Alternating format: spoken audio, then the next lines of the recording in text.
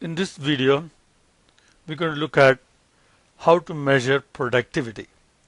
Productivity is given by output over input.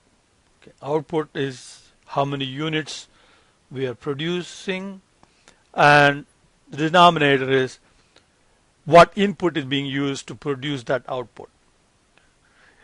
Now, the numerator need not always be units produced, especially if you're looking at several different products. Then you have to convert those production units into a common addable unit, which is mostly dollars. So you convert each production quantity into dollars and add them up. So the numerator can be units produced or total dollars of production.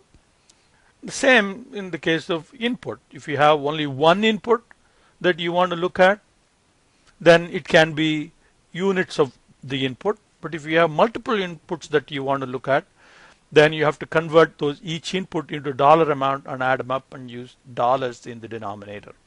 For us to use productivity as computed here, you have to calculate productivity over a period of time and compare. Okay, what was the productivity last month? What is the productivity now? Okay, what is the productivity last year compared to now? So it is a measure that is used by comparing productivity now with some other time, or it could be productivity across different companies. Suppose you want to measure your productivity against the industry leader. So again, you could do that and say, okay, you can set benchmark. You can use productivity benchmark. You can say, our productivity is X now, and we want to improve productivity by 5% in the next 6 months. So you can set goals and try to achieve those productivity improvement goals. When you're looking at only one input in the denominator, then that kind of productivity is called single factor productivity. Okay, one resource input. Yeah. And the most important and most often cited single factor productivity is labor productivity. So you have units produced in the numerator, and remember this can be dollars or units, divided by labor hours used. Now labor productivity, the denominator is always labor hours. It is never converted into dollars. So it's always units produced or dollars produced per labor hour.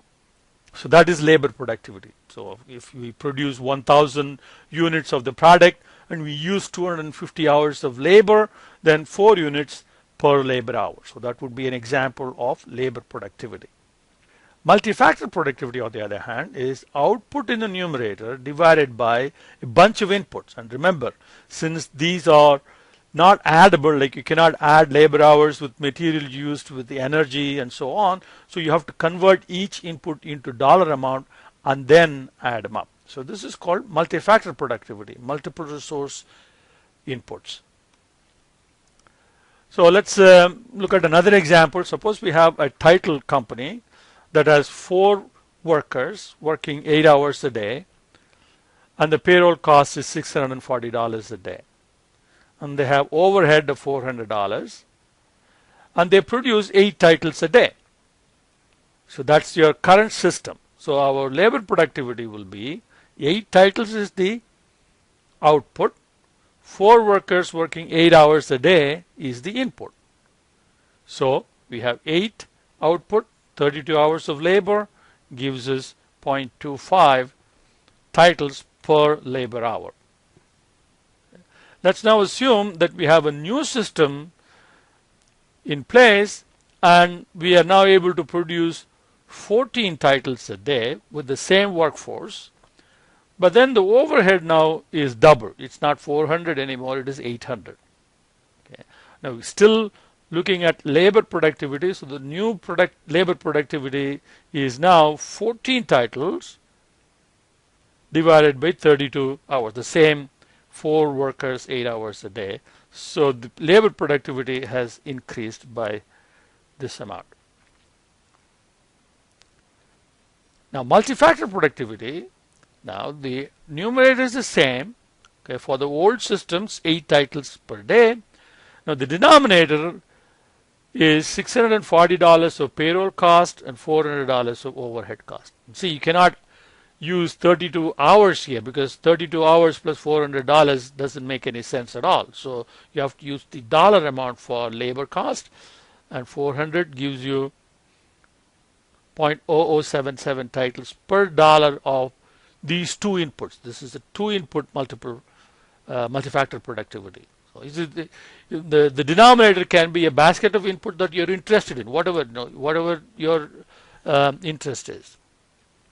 Now in the new system, the new multifactor productivity will be 14 titles divided by 640 plus 800. So the increase in productivity is 0.002 per dollar amount. Now there are some problems in accurately measuring productivity. When we increase production, so you go from 8 titles to 14 titles, okay, are they comparable quality? Okay, maybe the quality has gone down, in which case the productivity improvement is not worth the increase in overhead. So there are other factors, external factors that may affect increase or reduction in productivity, the raw materials and so on. So there are some measurements problems that you have to keep in mind. Now productivity variables and the contribution of labor towards productivity improvement is about 10%.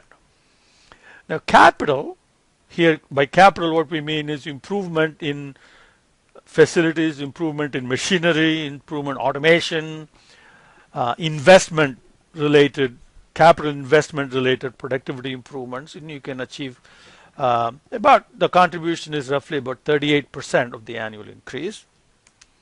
Now the management practices, we're able to incorporate better management practices, policies, procedures. These can contribute up to 52% of the annual increase in productivity.